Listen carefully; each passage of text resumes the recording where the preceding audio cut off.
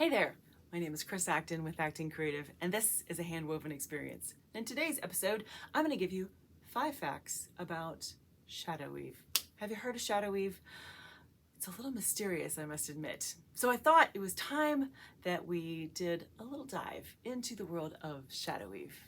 Fact number 1, shadow weave as a pattern is a baby in the weaving world. Mary Meigs Atwater introduced it in the 1940s. Now let's think about that. That means this pattern is less than 100 years old, and weaving is thousands of years old. So this pattern isn't even in elementary school in the timeline of weaving patterns. It is a newbie. But that also means that there isn't a ton of information yet about shadow weave, which I find really exciting. Number 2, shadow weave is in a color and weave style. Are you familiar with this phrase, color and weave? If it's new to you, I have a whole episode you can backtrack and do a deep dive. But the bottom line is if something is described as a color and weave, that means that the pattern you see is created by strategically placing the colors versus the threading and the treadling together. So it's all about where you put those colors so it visually creates a pattern versus actually creating a pattern by the way you weave it. Very cool. Number 3, shadow weave is based on twills and overshots. So imagine taking a twill pattern and adding a shadow to follow each step of the draft. There's your shadow weave, right? That's the whole premise of shadow weave as a whole, right? Twills and overshots, that's typically how the pattern starts.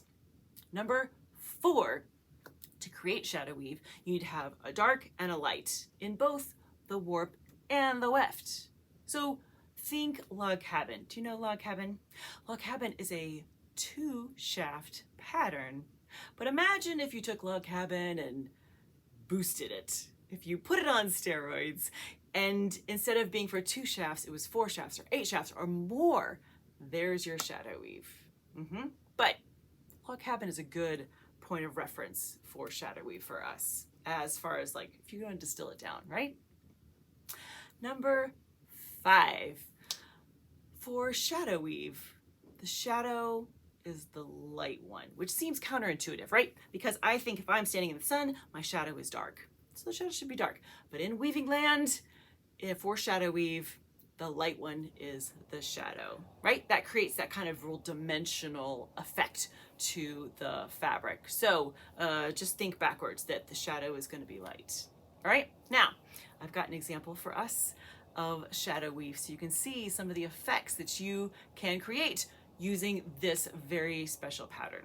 So as you get ready to try your own shadow weave, just remember these 5 facts. Number 1, the pattern is very new, like babyish, brand new to the world of weaving. So that makes it kind of exciting, I think. Number 2, it is a color and weave style, meaning that it's all about the color. It's all about the placement of the colors to create the pattern, right? Number 3, they're based on a twill or an overshot pattern. So as you're exploring shadow weave, keep in mind that that's where it started, with a twill or an overshot, and that may help you kind of simplify your thinking about the pattern, okay? Number 4, when you're creating shadow weave, you always have a dark and a light together, both the warp and the weft, right? Dark and light, follow the leader, the whole pattern. And lastly, keep in mind that the shadow is going to be lighter. Even though intuitively we think the shadow should be dark, in weaving, in shadow weave, the shadow is lighter. So with those things in mind, you are armed with some very valuable information to help you create your own version of shadow weave. I hope you give it a go. All right, my friend, have a wonderful week. Happy weaving.